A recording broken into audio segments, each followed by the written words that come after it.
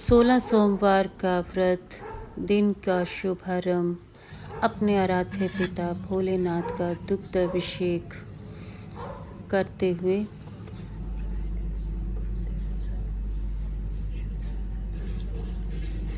ओम वक्रतुंड महाकाय सूर्यकोटिः सम्प्रभ निर्विघ्नं कुरु मे देव सर्वकार्येषु सर्वदा। ओम सर्वमंगल मांगल्ये शिवे सर्वार्थसाधिके शरण्ये त्र्यंबके गौरी नारायणी नमोस्तुते।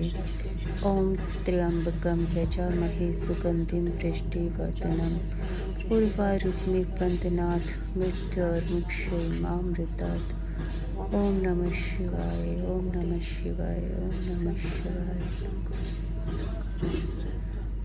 भोलेनाथ को दुग्धाभिषेक करने के उपरांत चंदन का लेप, रोली तिलक और बेलपत्र पुष्प अर्पित करने के उपरांत जो 16 सोमवार के व्रत में आटे का भोग बनता है, आटे को भून के उसमें खांड, शक्कर ऐसा मिष्ठान मिलाया जाता है, वो भगवान भोलेनाथ को अर्पित किया जाता है। ये होता है 16 सोमवार के व्रत का प्रसाद, जो बहुत आवश्यक होता है बनाना। और मैं बाकी सभी देवी देवताओं को अग्नि के माध्यम से ये प्रसाद समर्पित करती हूँ। और इस तरह से होती है मेरी 16 सोमवार के व्रतों की पूजा।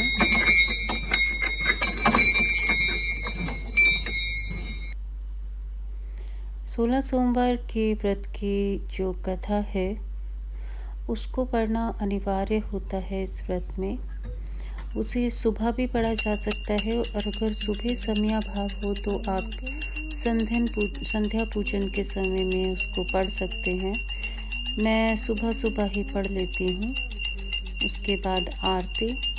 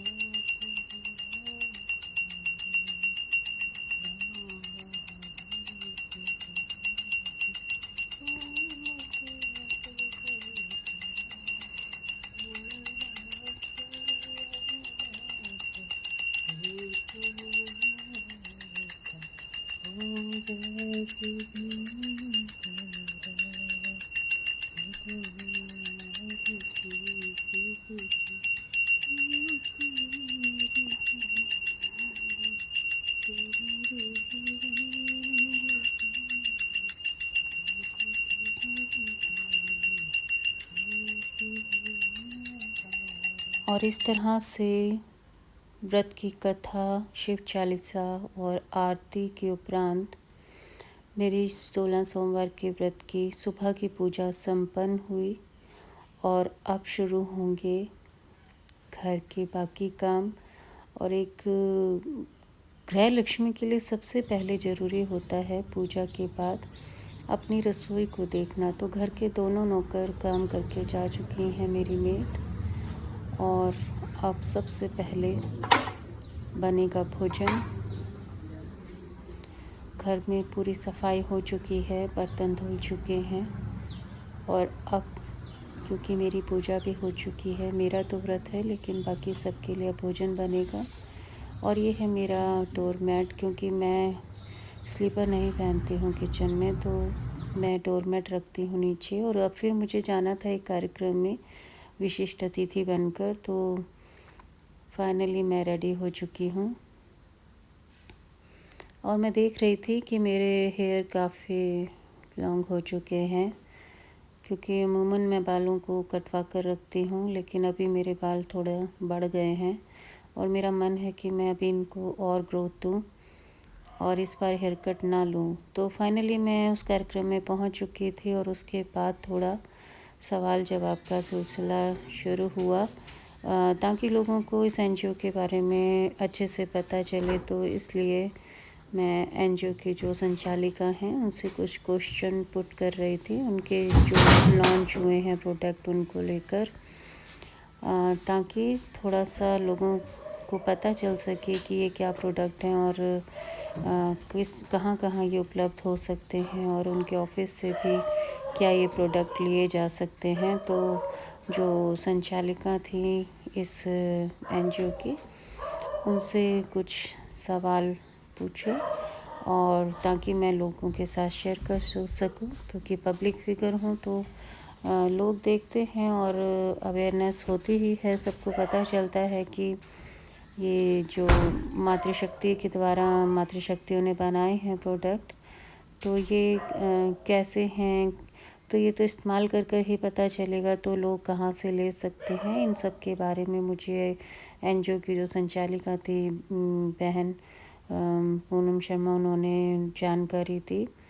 और अच्छा लगा इनके कार्यक्रम में जाकर, और ये भी अच्छा लगा कि जो मातृशक्ति हैं उनको आर्थिक रूप से एक सहायता मिलती है। इस तरह के जो स्वनिर्मित उत्पाद होते हैं घर में, जो होममेड प्रोडक्ट होते हैं, बहुत अच्छा है कि महिलाएं स्वयं से स्वावलंबी बन रही हैं, हमारा देश आत्मनिर्भर बन रहा है।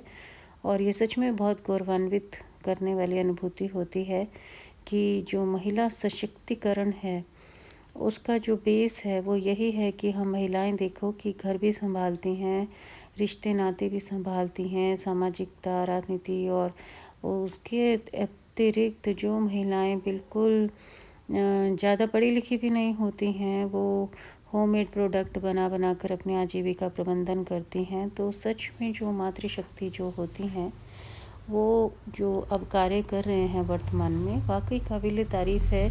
महिलाओं का जो जज्बा है उसकी जितनी सराहना की जाए उतनी कम है, क्योंकि जो महिलाएं अगर ग्रामीण क्षेत्रों में आप देखें तो वो अपनी आजीविका के लिए इसी तरह के छोटे छोटे उत्पादों के माध्यम से अपनी आजीविका चलाती हैं। तो गौरवान्वित करती हैं ये चीज़ें। Bye bye.